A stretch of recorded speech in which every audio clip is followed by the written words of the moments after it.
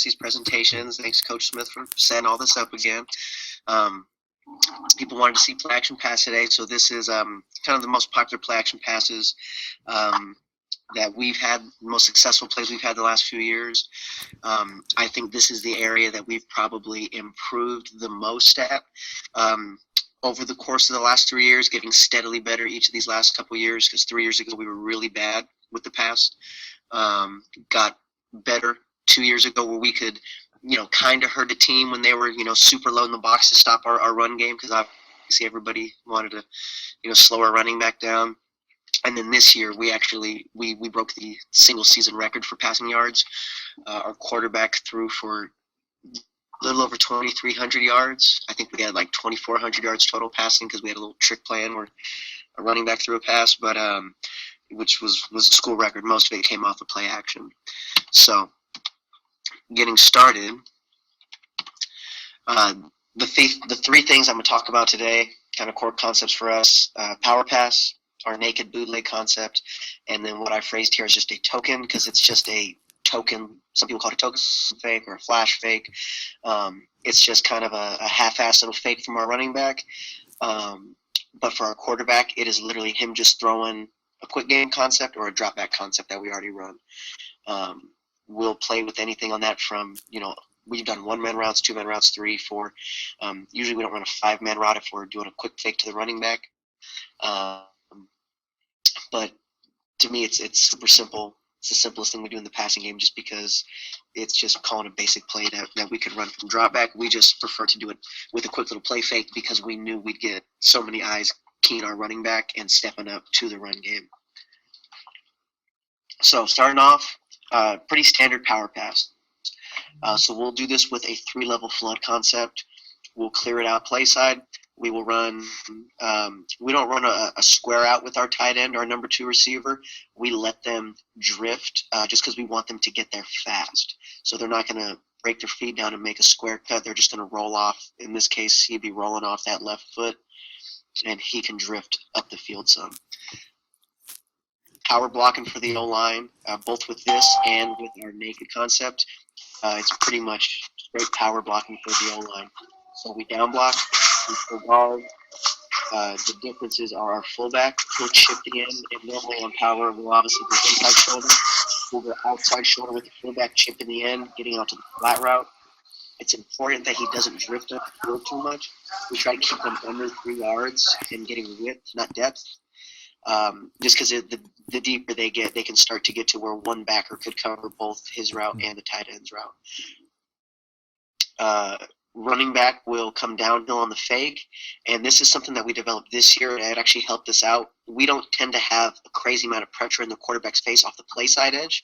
Typically, it's I'll say a guy saying my Explorer, not a presentation.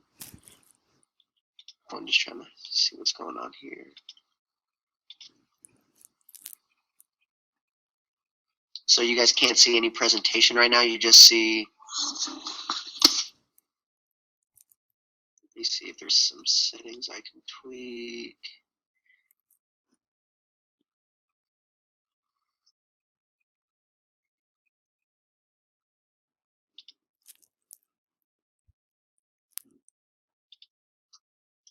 Oh, that's why somehow that got checked off. Apply changes. Are you guys able to see the presentation now? Unmuted. Yeah. Muted. Cool. Sorry, I accidentally checked that box off. Okay, so again, 3-level flood concept. Fullback chipping the outside edge of the DN into flat. Power blocking for the O-line. We're going to straight down block everything. We want it to look like a run. I tell them to literally down block, and they just they can't go past 2 yards downfield. I want them trying to push this guy 2 yards downfield. We've never had an issue with getting somebody called for being downfield on this. Some things that are different. The guard, instead of his normal skip pull, he'll open up, and I want him to log, because I would like the quarterback to be able to drift out this way. So I try to get our guards to literally sprint wider and deeper than where the D end is. So if that D end squeezes down block here at all, he's already set up, out leveraged him. He just has to get his pads on him. Quarterback can get out. Obviously, if he ends up the field, it'll be more of a kick out look from the guard. Tackle isn't going to do our normal hinge like we do on power. He's just going to treat it like a regular pass protection. He can give a little hard step into B gap to take away any sort of pinch by the D end away, but he's going to have this defensive end locked up one-on-one. We had a new change with the running back this year that you won't see in all the clips because some of these clips are older. But with our running backs, they'll come downhill, fake power, and we try to get them immediately, as soon as they fake it, get their eyes backside. Because I feel like if we get pressure off the front side, pressure on the front side typically means that the fullback's wide open in the flat. It's really hard for any pressure to get to that quarterback right now because we have a guard pulling for the end and still cover the fullback. So our issues have been more backside pressure, whether the end, being hard for our tackle to block backside, or we'll see a lot of two off the edge where this backer's creeped up, he's going two. So we want the running back immediately sliding backside after he fakes it, or at least getting his eyes there. And then that's why this quarterback's not going to be a sprint out or anything like that, but he's going to drift this direction.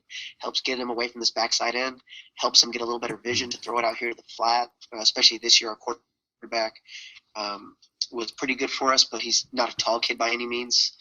So it just helped him to see the fullback out here and, like I said, get him away from this backside pressure, any penetration, we run a dig on the backside of it. Not something that we really hit. We'll hit it a little bit in practice, but I don't know if we've ever even hit it in a game just because we usually end up real quick pass out here to the fullback, real quick pass out here to the tight end most of the time we run it.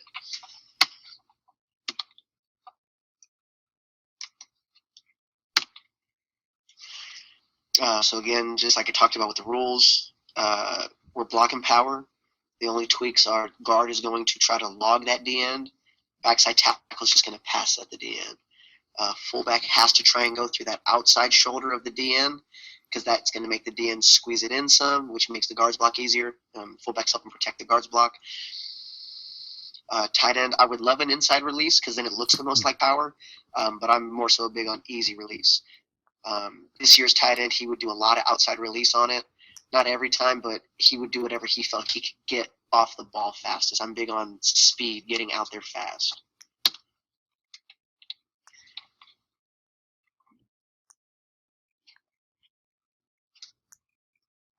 So this example was first of why we run an MOR go on the outside to get this corner's eyes turned, make him commit, get him out of there, and have him turn physically seeing this receiver, not the tight end. So this play, we picked up a big first down, but this is a touchdown if he runs the right route. These kids were like childhood best friends, grew up with each other basically really close, and he knew he could beat him certain ways on a go route, so he went inside and, he's open, but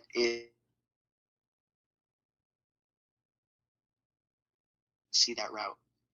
He beats him. I wish the quarterback would have popped it over the top, but I prefer him to take his outside release to turn this kid's eyes because the safety falls down trying to cover the tight end. And he's still running, but instead he gets lit up because our receiver got lazy, made it about himself getting open, not doing what he's supposed to do.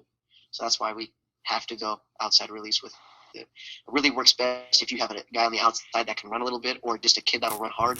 When we get into some problems is when we have a kid do this, or if we have a kid that, loafing a tiny bit, just because it lets that corner be able to kind of sink and read both. We want that corner to have to physically turn around and go into a full sprint running backwards.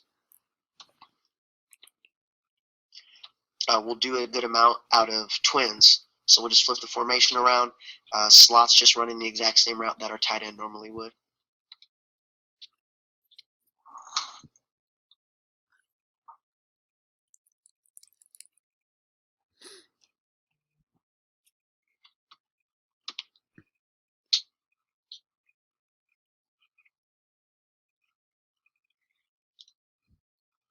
Again, here's another one. The guy that makes a play of the corner.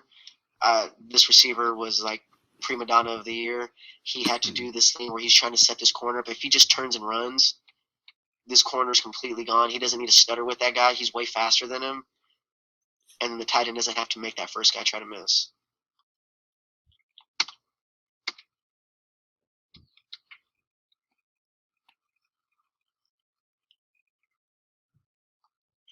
So very good chain mover for us. A lot of first downs, tight end and fullback. Here's another clip doing it out of twins. Actually, I'm sorry, this is an 11 personnel set for us that we run a little bit of. Same routes though. This was just to put a little different personnel in the field. We put our second running back here as a fullback just to try and get him going, get him an easy dump off to the flat. Spread the box a little bit by going 3 wide, but still MOR go. The deep out where he's rolling to grass, chip the end and flat. See, this is one of those ones where this receiver down here really screws over the other kid. He's not flying. That corner can kind of play in between them both. If he threatens that corner a little bit more, when he catches that, he's got a chance to get some more yards after the catch instead of just a first down. This might be my favorite way to run power pass. We do this a lot just because twins with the fullback in a king position or a wing position here, that's one of my favorite sets to get into. Good pass strength formation here, heavy run strength formation here. To me, it's one of the harder formations to line up to in football. So we'll run our same exact power pass. Nothing changes here. For the tight end and fullback, they don't even know that it's a different play. But by going twins, we'll run this double post concept on the backside, and we like this. We see a lot of teams that will keep the corner here home on the backside, keep the backers in the box, slide the safety over number 2. So we've had some success where our slot can beat that safety and a lot of space to the middle of the field. And we've had a good amount of success with just corner getting undisciplined, flying up, easy little dump over the top of everyone to the tight end. Nothing, literally, all these guys here, these 9 guys, don't even know that it's a different play. These 2 get tagged on that they're running double posts, but here, exact same play for them.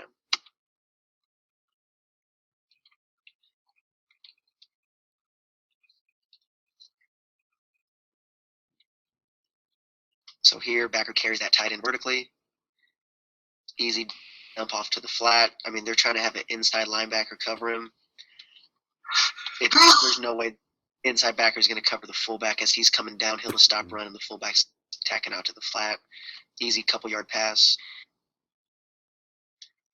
Here's a good example. This running back, this is our second running back. He'll be our starter this year.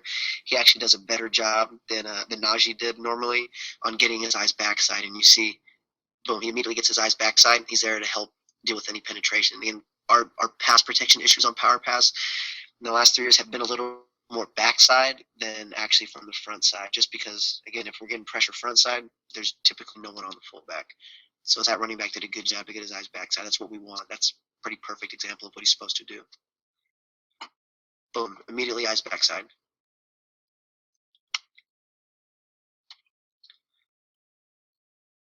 Now everybody's coming up.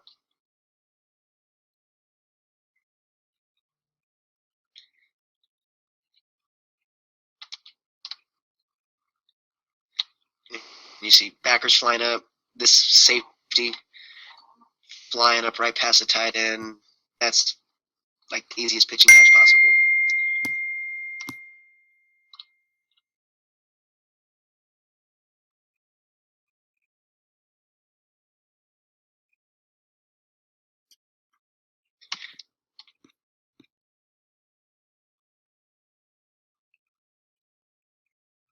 They wanted everyone on the line of scrimmage. I love this against teams that want to cloud their corner to this nub side. So we had run some sweeps out this way. Corner got tired of seeing runs, so he creeps up. He starts clouding it, but they're not a cover 2 team. They're a 1 high team.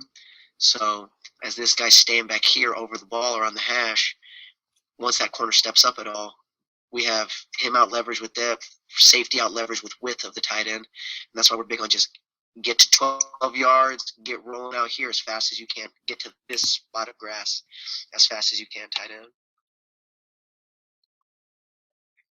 And again, I don't know why they put their outside backers and their corner on the line of scrimmage, but it opens up a ton of space to get behind them pretty easily like that. now we start getting some wrinkles off the power pass. So we have the basic way, we have the way out of twins with the double post backside, which we'll run some other ways. I'm gonna get to that later.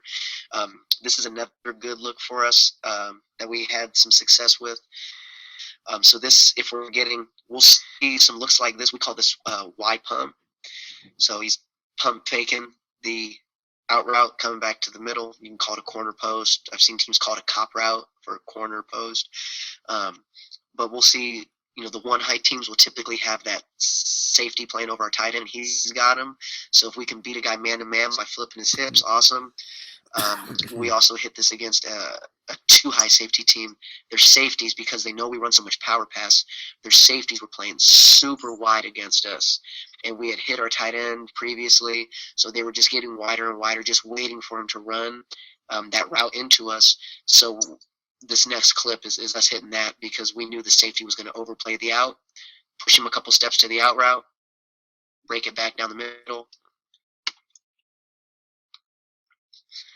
So I got to say, the mistakes, left tackle turns a little bit too much. He should have stayed a little more square on this. He definitely opens up his hips too much, which gets that DN in his face. It's a good player, though, this DN. He's going Mountain West. But see how wide the safeties are here? They were playing super wide. He was playing wide here on this side to take away the slant because we run a lot of slants. He was playing way the heck out here on the tight end side just because we were going to run that out route on our normal power pass. So we knew, okay, we're going to run this, get this kid to bite that way, flip his hips around, throw it to the middle. I wish our quarterback threw it a little bit earlier.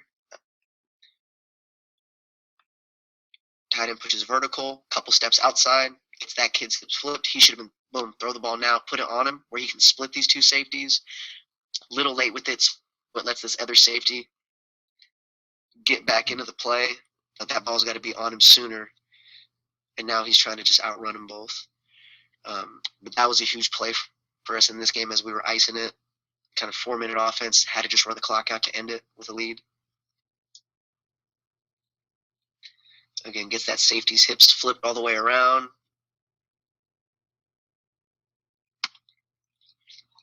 Now we put this one in specially for the playoffs. This is a matchup. We just called it the name of the other school's mascot was the concept. So we knew their safety was always going to read this number 2 guy. They were going to put their corner. We went to this, again, another example, twins with the nub side. He was going to be stacked over the top of our tight end and have him on anything vertical. So we never planned on actually throwing this out route here. This was just to influence this safety to get out here because we knew that safety would have him once he went vertical. He's taking him out here. And the thought process was, and you can see a little angle by this tight end's route, we want to attack the outside half of this corner to get him to keep widening and then just break across the inside of him like a skinny post. And we knew we could beat him. And then if the safety jumped out here, if that was covered up at all, we were just going to throw this 8 route to the outside. Just tell the quarterback, throw it as high and far as you can.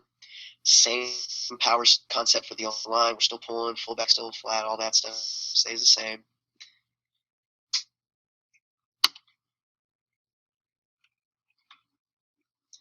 Tight end does a good job to get width.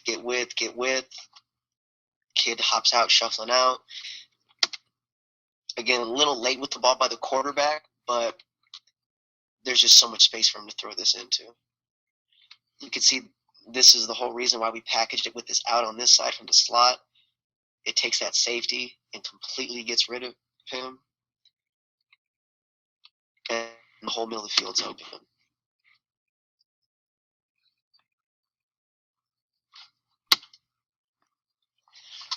All right, so now that's the end of Power Pass. If there's any questions, happy to talk about it. Otherwise, we're going to get going on naked now. So when we go naked, we are going to block whatever run we call. Our base way of doing it is we'll just block power. We will get a little bit into running it off a stretch action. But the O-line is just blocking the run play. We have that rule of not going more than 2 yards downfield. A key point, that backside tackle. So say we're going, power left, naked right. The right tackle, since he's on the backside of the run, he has to block down no matter what.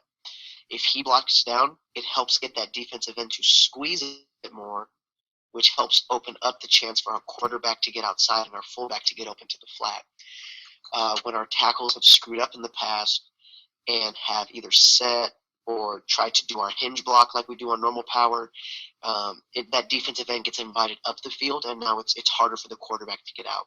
In a perfect world, that defensive end is still trying to tackle our running back when the quarterback's getting out. And I feel like having that tackle step down is the easiest way to do that. Most important part of this play, the fullback has to chip the defensive end's upfield shoulder, his outside shoulder. Has to go through that no matter what. A lot of them early on teaching it, they want to go the path of least resistance. So if that guy's coming upfield some, they want to just go right through the inside of him. But coach, I'm open. I try and explain to them, you can be wide open all you want to. The quarterback cannot throw you the ball if he's on his ass. So you have to go over the top of him, and no matter what, even if you lose your route. So there's some times where our fullback is so busy fighting the DN to get over the top that he doesn't quite get out, but it gives the quarterback the time to throw a route in behind it. We will go tight end drag on the backside of it, aiming to get to the opposite hash at 12 yards. We run a go on the play side, again, just like our power pass, trying to clear it out. We've played with some other things in the past, showing run block and stuttering and going. I'd rather them just go. You're open now, or you've got the corner removed from the equation, so it cleans up the read for the quarterback. We'll go post on the backside. We'll also do this a good amount out of twins, and if we do it out of twins, we'll go towards that twin side, and we'll go with just a basic flood concept. Clear it out on the outside, the deep out, just like we did with power pass out of twins.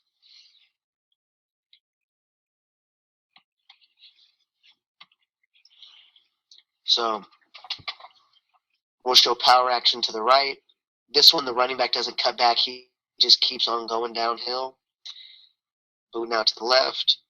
Again, this left tackle, he's got an important job. He cannot touch that DN. He can't do his normally on power right.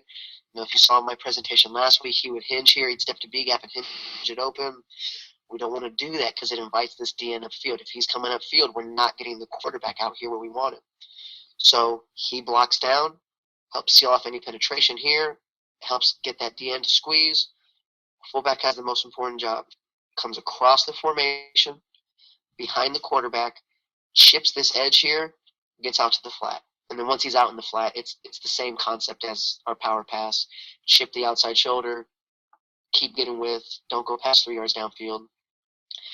Tight end, ideally we get, as the backers are working downhill on the power fake, we can get over the top of them, get behind them, aiming to get to the opposite hash at 12, clear it out, backside post.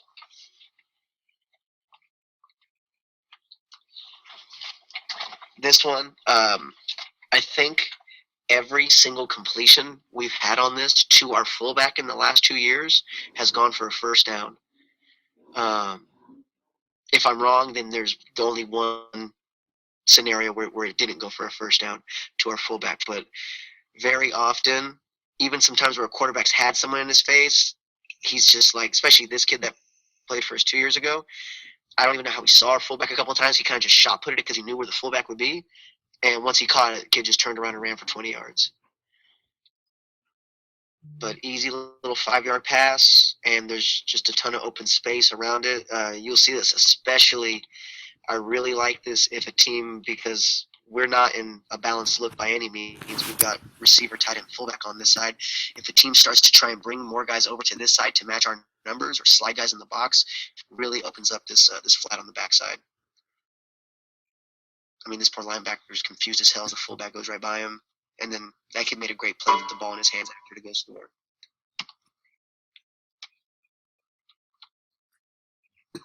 And same formation, pro left, fake. Fullback does a great job. See how he fights through this D end here? Goes through his outside shoulder.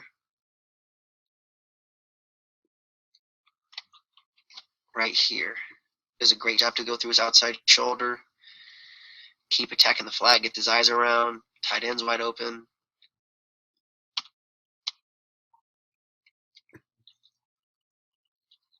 Here's one of those ones where, you know what, fullback does what he's supposed to do. His rule is go through his outside shoulder. He does.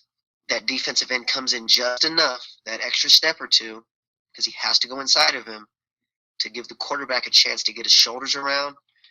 Little flip shot put out to him, and ton of open grass to run it to. Fullback does a great job, shifts the shoulder. As the defensive end goes with that, tries to cover him for a bit. Again, it gives that quarterback a little bit more time. He's able to throw the deep out. So this one now is getting into where we do it out of twins.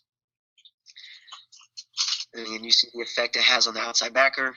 He triggers, wide open deep out route to the slot.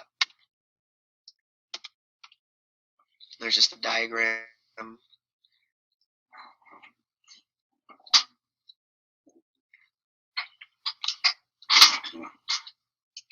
This game, again, had twins. They were going corner on one, safety on two. We had actually killed them like 5 times earlier in this game of just backer would be in the box or covering the tight end, dump to the fullback 10 yards, dump to the fullback 15 yards, dump to the fullback 10 yards. That actually our fullback and tight end, because we cross-trained them, they know how to do both. This kid was our tight end. He played tight end more, begged our fullback, come on, bro, switch with me. I want to get that catch. So they switched, and it was the one time in the game that their outside backer covered the flat and covered the fullback. So he sees that fullback, like, nope, I'm not going to let you get it this time. And that tight end caught it, and that kid was so mad at himself right here because he's the one that switched them before that drive. He just donated a touchdown to his teammate. What a nice guy.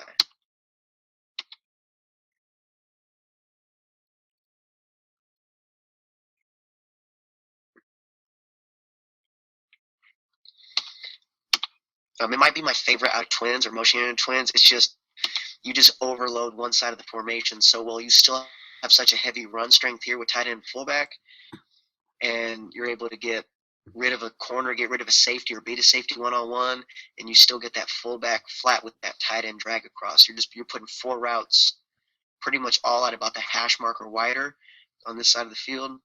It's very difficult to cover when everyone's staring in the backfield at this run action back here.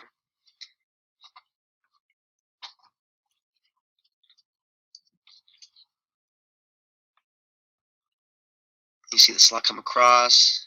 Safety triggers super hard on the run. It just becomes an easy toss after that. This one we do occasionally. It's just a different route adjustment. So instead of running a go route on the outside, I like this if we're seeing a good amount of inside leverage from the corner. I'm about to show you. It won us our semifinal playoff game this year. This play is about to happen. I mean, the kid made a great play after the catch to break it for a touchdown, but we got him the ball with this exact play here. Their corners have been playing hard inside leverage, take away slants, because they saw us run so many slants on film. They know that's kind of our bread and butter play for us is running slants, so he's playing hard inside leverage. Called the bootleg on 3rd down and tagged it with this deep comeback right on the outside. And we're just able to beat him. Clip starts a tad bit late, but we're able to get this receiver touch on the sideline, and he makes some guys miss and turns into a huge play for us that won us the game. So clip starts a bit late. I got to highlight our fullback does a fantastic job here to make sure he goes to the outside shoulder. Again, he could have taken the easy way out, and it's either a sack or a pressure. We probably don't even get the 1st down, but this fullback that's coming across the formation, him going through this DN's outside shoulder, no matter what, keep going. He's still fighting him, gives the quarterback enough space and time to roll away from this pressure on the backside, throw a strike on the sideline on the comeback route. He breaks a tackle, cuts back on a few kids. The other receiver does a great job to block for him. One of the benefits of, on the positive side, when they put everyone in the box, chance for big plays in the pass game. But again, the fullback makes this play happen. We don't throw that. He's sacked right there if the fullback doesn't do his job right. Again, like the comeback, with the hard inside leverage of the corner for most of the game. And then that kid made great. This receiver made some great plays with the ball in his hand. That won us our semifinal game. That's the game-winning touchdown right there. Going on to the next phase, last phase, what we just call token fakes. So start off with protection because I'm an O-line guy. So we just do our regular full slide and our half slide protection. So that's what we teach. Full slide, half slide. I'm sorry. So full slide, half slide protection. Quarterback knows them. Quarterback calls whatever he wants. It was a little ugly in the spring because we had a sophomore and he was still learning it. And he definitely called some things the wrong way, and he called the full slide towards the running back a few times, and there's no one blocking the backside edge, but he's got to take those lumps and feel it out all summer long. So at the end, by the time the first game hits, he's behind the driver. He's got the keys to the car. He's making everything go. So that way he can call the protection to a specific threat. He can call it to wherever he feels that they're sending pressure from. He can call it automatically to his blind side if he's worried about just not seeing it. As a basic rule for teaching, we'll teach to go away from wherever the running back is going. Not necessarily where the running back is, because with these flash fakes, we'll work them across the quarterback. But a base is, when we first teach it, is send the slide or half slide to where the running back, away from where the running back is going. We'll do this. We haven't been great with that out of pistol. We have to get better at that. We offset the running back a decent amount. So this is something we'll do a lot out of offset with a regular gun. So the running back can just work across, block now. QB is just throwing our regular existing concepts. It's the running back's job to give a fake and be the actor. I'll be totally honest. Najee probably got worse and worse at this as the year went on. Just not doing great fakes with it. But there's literally, in pretty much all of these clips, you see the influence that him just going across the face of the quarterback had on the defense with guys stepping up. So even if it isn't a great fake, just the running back going across, if you run the ball a little bit, it's going to have an influence on the backers. With this full slide and half slide, I want the O-line being aggressive, especially inside guys, where they don't have to worry so much about blocking an edge. I let them fire out like it's a run play. I let them cut sometimes if they feel they need to. I want them being aggressive to it where they're not going backwards. Big thing is a quarterback isn't going to sit there and ride, and he's not going to go, seat the ball on his back hip and ride it to his front hip and have the weight go from his back foot to his front foot and then pop out of it. It's not that. It's just the ball is out in front of you, running back comes across, you're throwing quick game. Get it out now. Or you're throwing a drop back concept. Take a drop, boom, get it out. We let the running back crossing his face be the fake. This is probably my favorite play. It has been our best play in terms of yards per attempt, yards per catch. We will go double tight because it's a very run-heavy set, and we've had a couple good tight ends. They're going up the seams. Their job is to get to their hash mark and get vertical, get their eyes around, and we'll go 3-step slants on the outside with the receivers. Absolutely love this play because we see so much of this 4-4 where the backers walk up into basically a 6-2 as they get closer and closer because we're running the ball because obviously double tight, pretty good run heavy formation. We'll run counter out of it. We'll run stretch out of it. We'll run our one back power out of it. And we usually get one or both these tight ends just wide open immediately as they just blow right past the backers. So we get our easy safety read. Okay, just like you're throwing 4 verts. But I find it's a lot easier to get these guys open up the seam than it is throwing 4 verts with being in spread. We were all 10 personnel here for my first 3 years I coached here. It's much easier to get this guy wide open up the seams out of this set than it is out of a true spread ace set. Just because when you walk this guy out of the box, this guy's a pass player first, then a run player. You put him down here and you put a tight end with his hand on the ground. This guy's to come up and play the run. It's just so much easier. You want to talk about avoiding a reroute. There is like the opposite of a reroute here. He just blows right past him. Nice safety read. If we did get a backer carrying vertical with this route, as he's not full by the play action, carries vertical, opens up a big window to throw a slant in here. We go against any too high team. Most teams will go 8 gaps. They'll put 8 in the box. Some teams will stay in like a 4-3 look and go 2 high safeties. That's okay. Yes, those safeties are kind of capping off these seam routes. We haven't progressed as an offense to the point where we're teaching tight ends to do benders, although that's something you could do, especially if you had a guy that you're kind of cross-trained as a receiver and a tight end. But for us, we've just kept them as lock seams, get rid of the safeties. We know the backers are going to be sucked in, those 3 inside backers, and then we know we're drilling a slant in behind this seam route as the safety covers it. Some teams are scared away of slants when they get a press corner. Honestly, I think it might even be better, just because we always teach an automatic diamond release on that. We'll run a good amount of go routes. So as he opens up 3 steps towards the outside like he's running an MOR, corner flips his hips, you just sweep him by with the inside hand, and we flatten it out a good amount. And once we catch it, that kid has to do a full, 360 to get around this way. But this right here, been one of our best plays. So many times, wide open tight end, completely uncovered. This year we wanted to, try and, we were getting all tricky, move the back play. But we just did a lot of full slide towards the running back where he lines up at. Half slide or full slide this way, running back block backside. 1 high safety, just a nice little safety read. Throw it away from him. He starts going that way, throw it behind him. Tight end's totally uncovered. Again, this backer's walked up. If we're in spread, to me it's easier for that backer to cover it. But he sees running back coming right at him. He steps up. There's no chance to reroute or anything like that.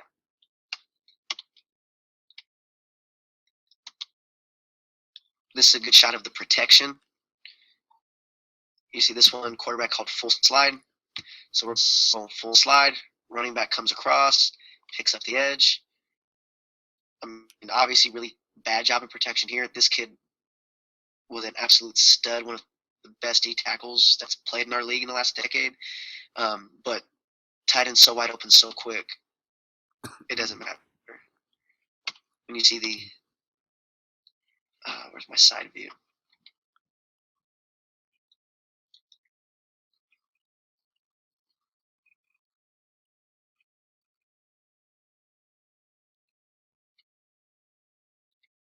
I mean, there's no one around him from the snap.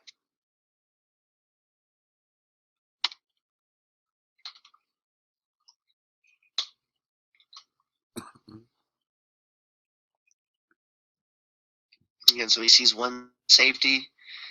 We are just thrown away from him. This kid, 42, caught a lot because a lot of the 1 high teams were shading their safety towards. This kid was a little bit better. The other tight end 10 that year was probably the best run blocking player, period, that I've coached here. So a lot of safeties would shade towards him because they knew we wanted to run the ball towards him. And it just really opened up things for the other tight end.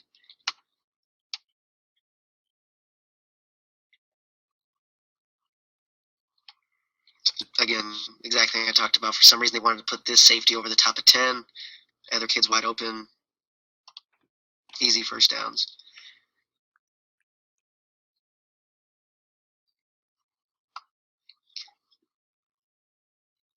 Finally got a team that put their free safety. I don't know how you could play your free safety to one side of the field against a balanced set, double tight like this, but they wanted to put him over 42, and now he's wide open.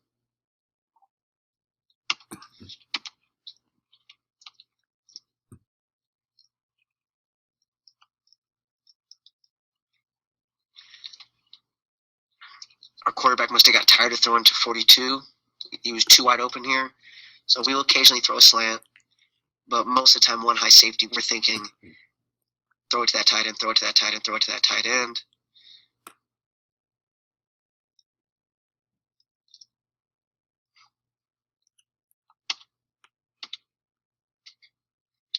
Now we get some shots from this year.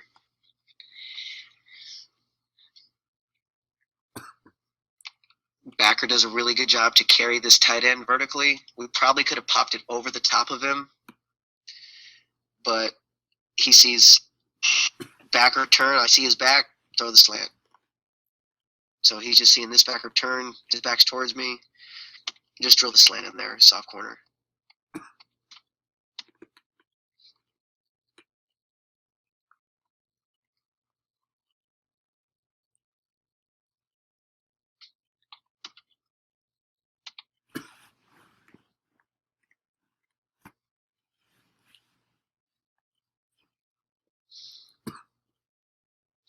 Backer covered the tight end, ran with him.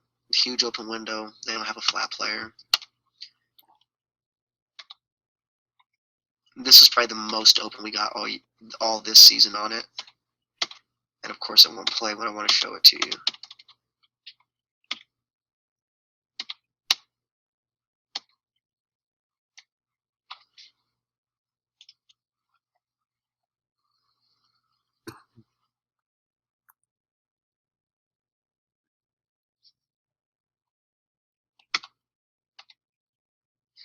So it's just a lot of the same stuff. Tight ends open, tight ends covered. We drill the slant in behind it. Like I said, our best play statistically over the last 3 years. Same idea, double tight, still running them up seams, but going with a double tight tray set, just our quick out. So if we see backer in the box, corner safety soft, like we'll see a little bit, we know we can zip it out here, probably to this flat right away. If this backer is playing out of the box, good chance to throw it in here.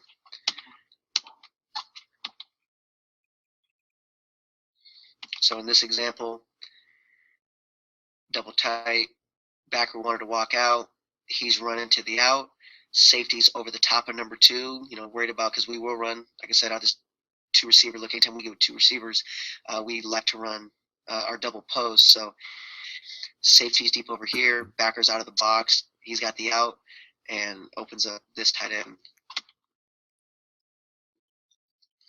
as he goes vertical. Again, not a great play fake, but you see the influence it has. This backer gets over the top of our tight end like it's a down block. So easy pitch and catch, big explosive play.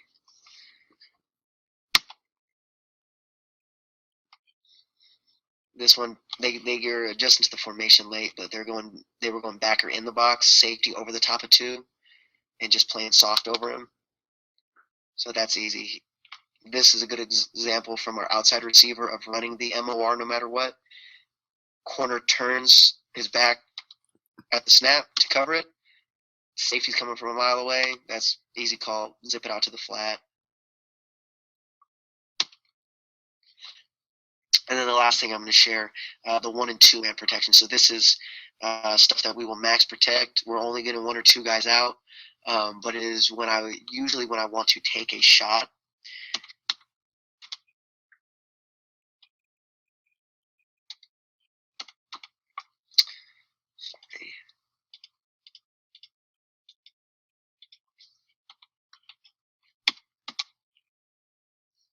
Not sure why this clip isn't loading.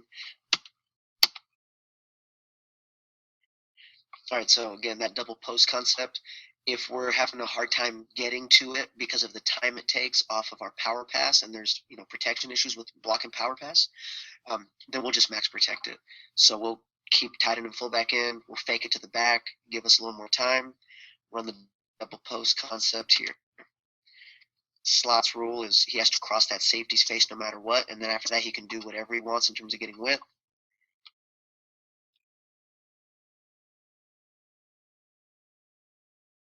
And again, they wanted to keep everyone in the box, go corner on 1, safety on 2, and essentially play soft man on it.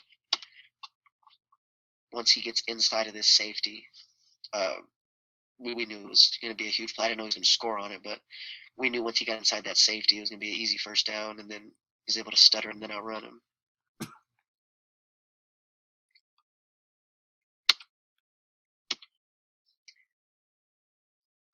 He probably could have thrown it to the slot here. They're both open.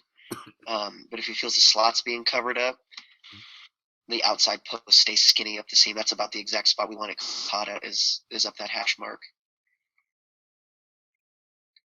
And again, we knew we had that open from a play perspective. We were having a hard time blocking that long on the power pass. So you know what? Let's just max protect it. Keep everybody in. Nice, easy, clean pocket. Fun fact, that was this quarterback's first ever varsity touchdown pass as a sophomore. And as they're running across the field after the touchdown, all happy and celebrating, him and Najee went to do like a little chest bump. And Najee's like 226 pounds, and that kid is like 165 pounds. And So when they did the chest bump, Najee accidentally put our quarterback on his ass, right about in the middle of the logo, as they're celebrating this touchdown. I always like to tell that story to people. I told that kid, you're gonna be 4 years old one day, telling people the time that Najee Harris knocks you on your ass after your first touchdown.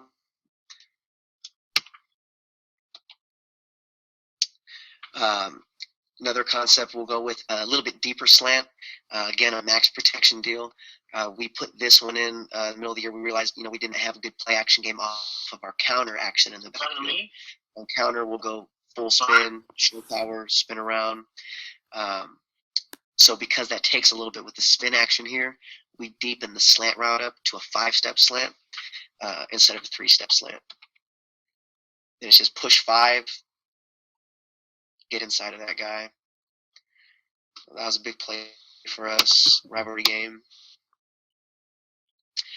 And this last play that I have for you guys, this didn't score for us, but this is the play that won us the game. This was 2 years ago. We beat, this is Pittsburgh High School. They're one of the best teams in Northern California for the last 20 plus years straight. Phenomenal team.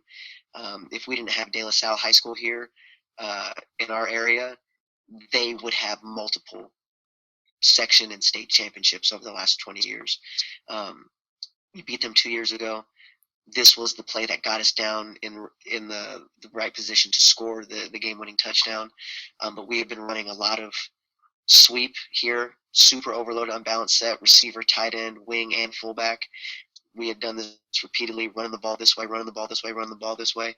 And every time we did it, we were cracking him here, either on backer or on safety. So we faked the crack inside. We max protected. It's easy to read. Quarterback, you're going to show the ball, and you just go chuck it up.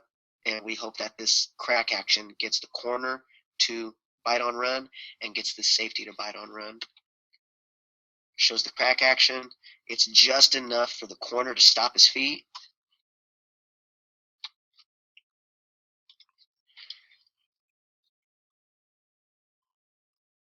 Safety slow to react to it. It lets him get by him. And again, that's something that we're doing to try and fool this kid's eyes. This corner here plays at Oklahoma right now, was a freshman Big 12 All-American. Really great player. Probably the best cover corner that I've ever seen in high school in person. And that fake crack was just enough to get him to stop his feet where our receiver could get by him.